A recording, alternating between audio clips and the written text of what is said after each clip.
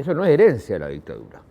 Eso es un problema que no se resolvió y que por lo tanto, pero que no tiene que ver, es una, si usted quiere, es herencia, bueno, es herencia en cierto sentido, pero cuando yo hablo de herencia, yo discuto lo que son el tema de los enclaves, que es la presencia del régimen autoritario, dictatorial, etcétera, en democracia, limitando por lo tanto la democracia. O sea, uno de esos enclaves es el enclave ético simbólico, que es el tema de la impunidad, de la violación de derechos humanos, etcétera, en el cual yo creo que ustedes tienen una deuda muy grande, porque además hicieron una de los peores crímenes, creo yo, que es someter a plebiscito si se castiga o no se castiga, digamos, y la metieron. Bueno, pero está bien. Pero nada de lo que pasa en el país tiene que ver con lo que hizo la dictadura, salvo ese punto. El sistema económico no lo implantó la dictadura. El sistema educacional no lo implantó la dictadura. La herencia de la dictadura, en el caso chileno, está igual como el primer día de restaurar la democracia. Durante los, digamos, yo diría, 13 primeros años, y 13 es bastante, o sea, más de la mitad del tiempo post-democratización, en Chile, los militares eran un poder fáctico, o sea, no solo eran un poder interno, institucional, en el cual no se podía meter, pero ellos se metían en la sociedad, eran un poder fáctico. Entonces, aquí no, en Argentina menos, en Brasil es probable, hay gente que sostiene que había un cierto poder institucional del caso. Bueno, en ese sentido, claro, uno dice, nunca un proyecto o un modelo o un régimen deja de tener alguna herencia. Finalmente hay mucha gente que nació ahí, bueno, entonces, pero yo creo que en el modelo económico-social y el modelo político es el único caso que es directamente heredado, porque en el caso chileno, a diferencia de todos los otros casos,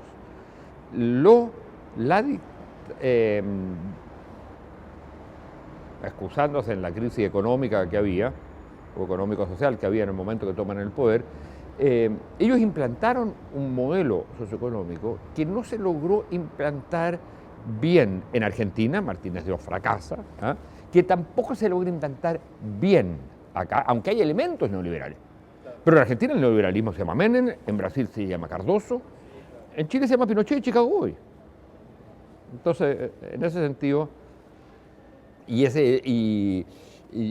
yo creo que la frase es el único país que la sociedad y el modelo político son la sociedad y el modelo político que legó la dictadura. Y en ese sentido, otra cosa es el tema de las herencias. Las herencias pueden haber...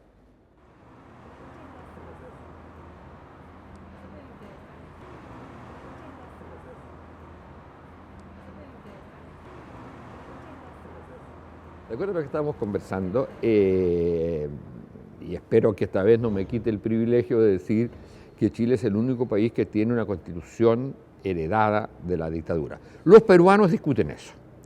Los peruanos señalan, no, porque la constitución, digamos, respecto a la dictadura militar, ellos hicieron una asamblea constituyente, hicieron una nueva constitución, pero después vino Fujimori.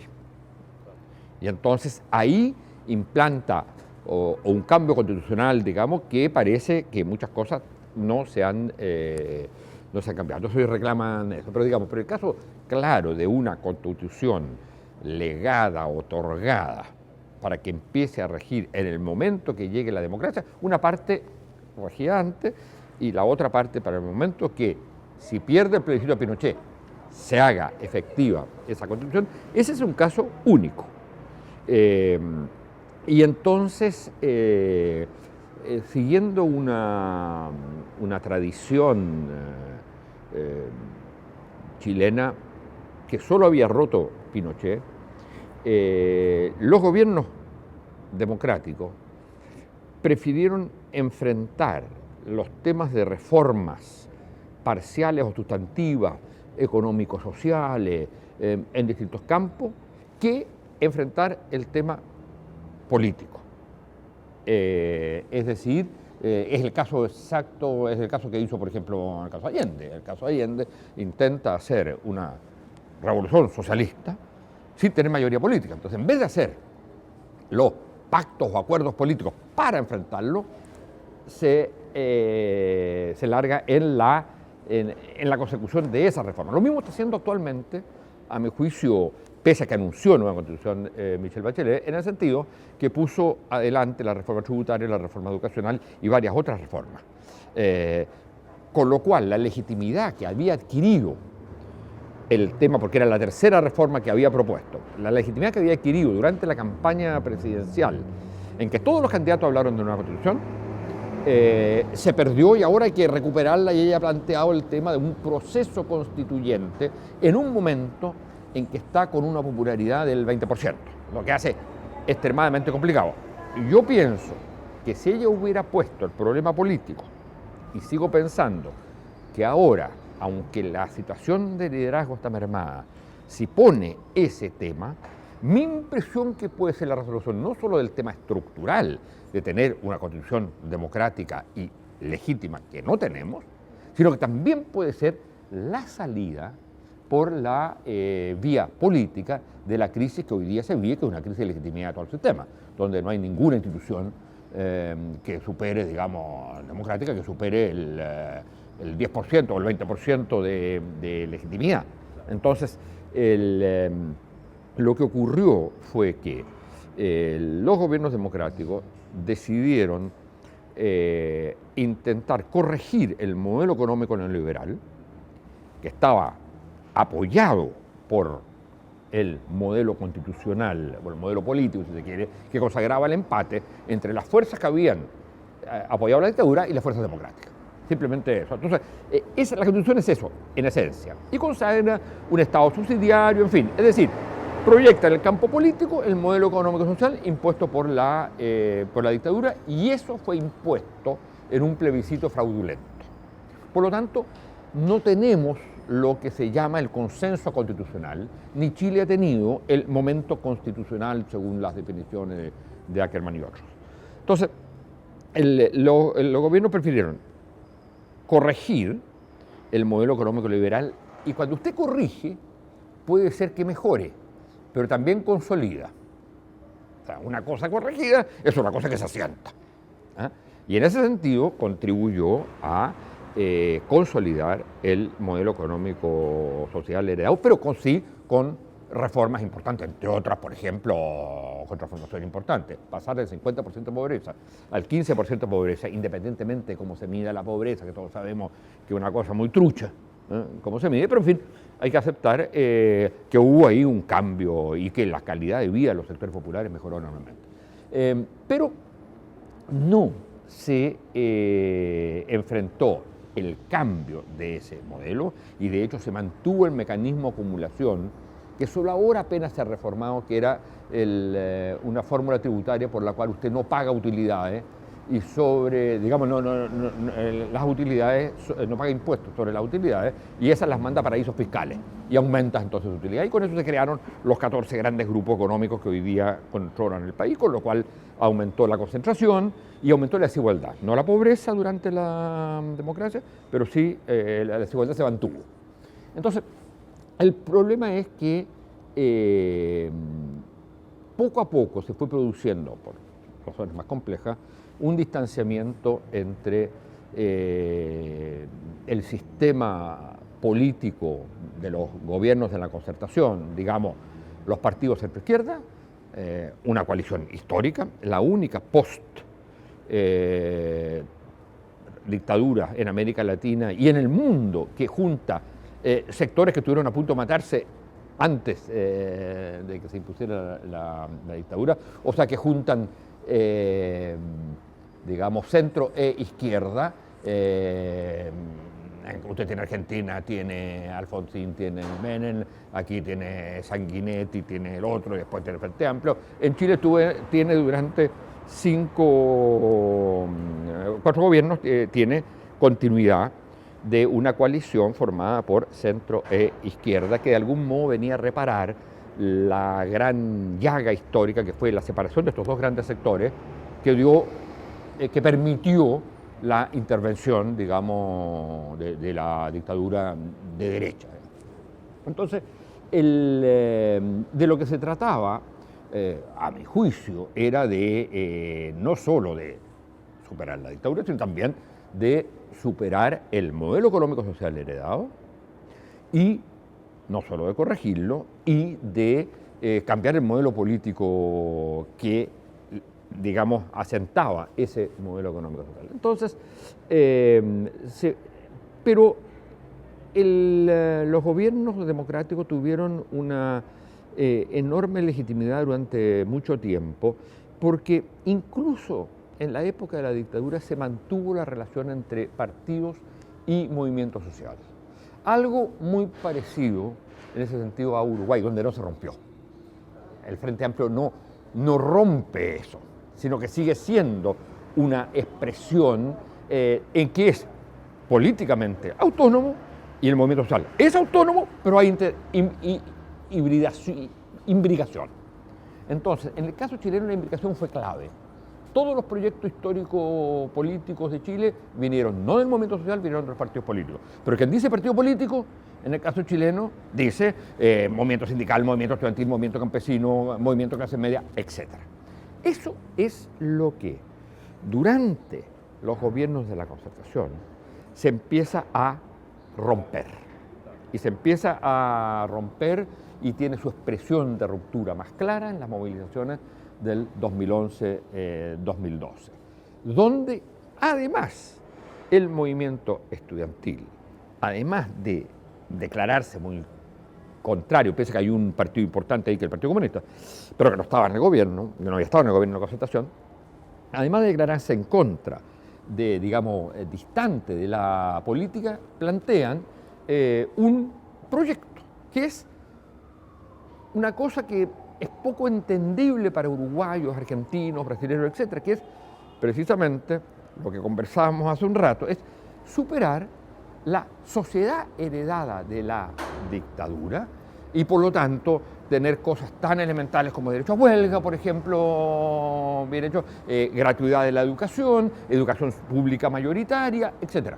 Cosas que para un país del estándar de la OECD, como nos gusta decir ahora para el caso chileno, aparece ridículo no tenerlo. Entonces, pero ese es el proyecto, superar la sociedad post-pinochetista, que los gobiernos de la Concertación no habían hecho. Ahora, sobre dos bases. Una, superar el modelo económico-social, otro, superar el modelo político-constitucional. Ahora, el problema que se plantea es ¿quién lo hace?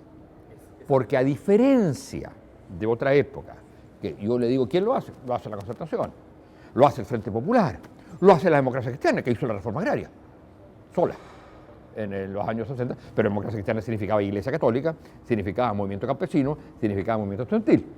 Bueno, entonces, ese sujeto político-social es el que hoy día no existe. Si usted quiere, el demos, o el sujeto político-social de cualquier proyecto de cambio. No lo puede ser un movimiento social. De hecho, se probó que, pongamos el ejemplo más claro, es el caso de Chiapas, del movimiento Chiapas, o el movimiento estudiantil chileno. No pueden hacerlo. Para que el movimiento social haga un proceso de cambio, necesita tener organización, partido y líder. Evo Morales.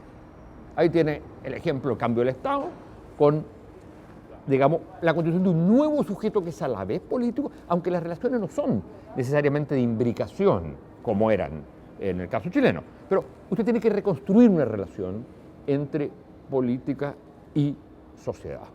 Esa relación está quebrada y no se resuelve con las palabras desconfianza o volver a la confianza. No es un problema de confianza, como yo diría, yo puedo resolver la relación con mi hijo si tengo confianza en él y si él confía en mí. digamos, hablar de confianza en política es una imbecilidad total de la ciencia social. Bueno, pero está planteado la nueva Constitución. Lo que no quedó zanjado es a través de qué mecanismo. Entonces, surge desde el punto de vista de la derecha no debiera haber nueva Constitución, ni siquiera reforma constitucional. Desde el punto de vista de ciertos sectores de la nueva mayoría, básicamente la democracia cristiana, lo que quisieran es que el proceso se encapsule en el Congreso. Puede ser una comisión incluso con ciudadanos, pero nombrada por el Congreso, que termine con un referéndum.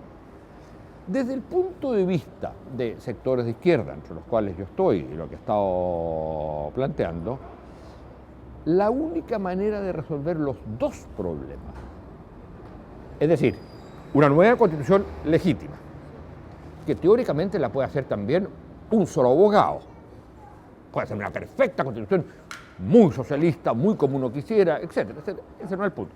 El problema es que carecería de legitimidad, porque hoy día ese abogado no pertenecería a un partido, y si perteneciera a un partido, eso está en ruptura con la ciudadanía.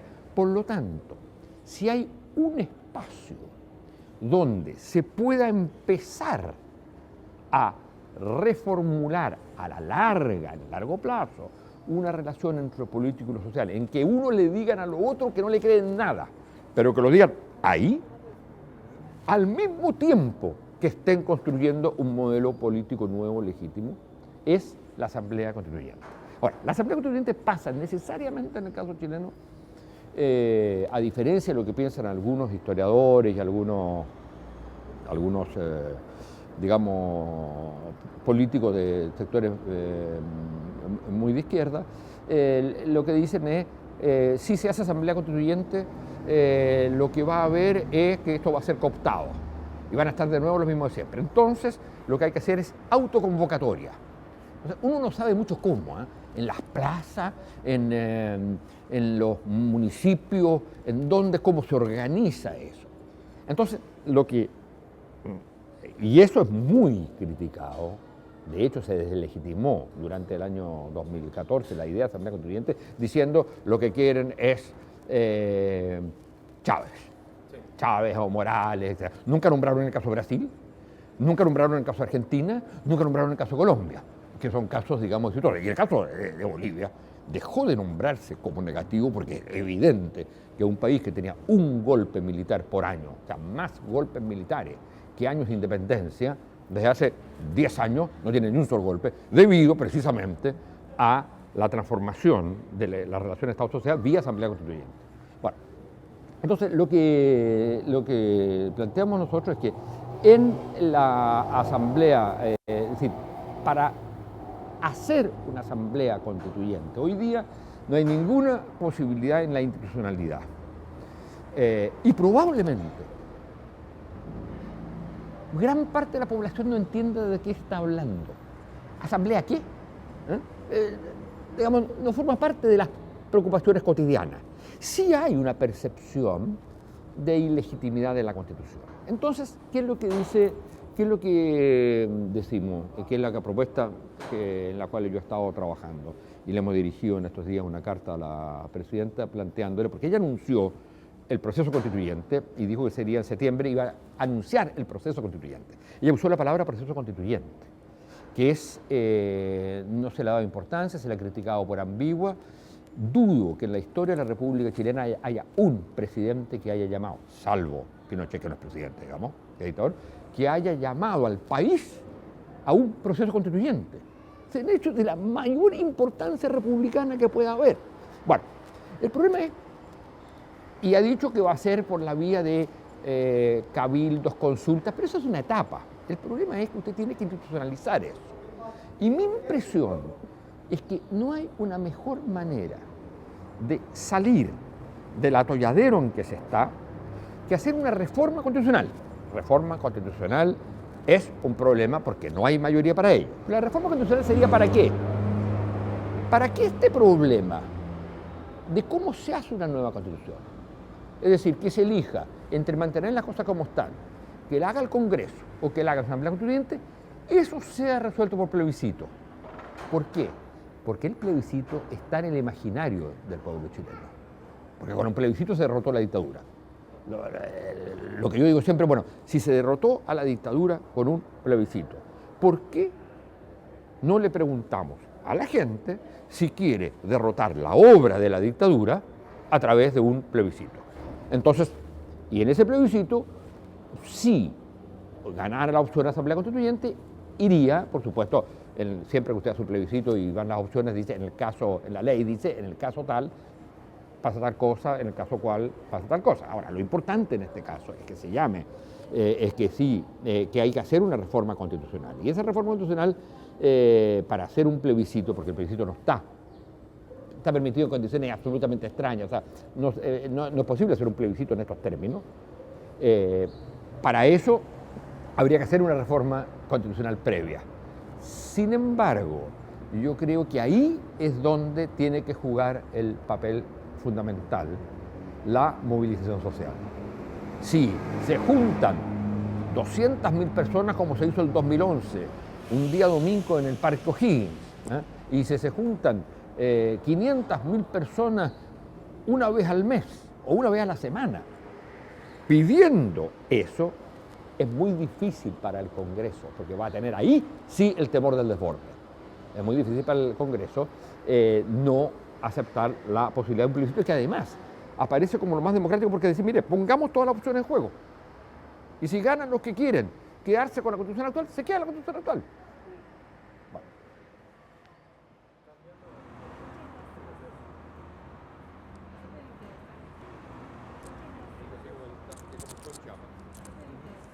Que siguió con Evo Morales, con Chávez, otra cosa que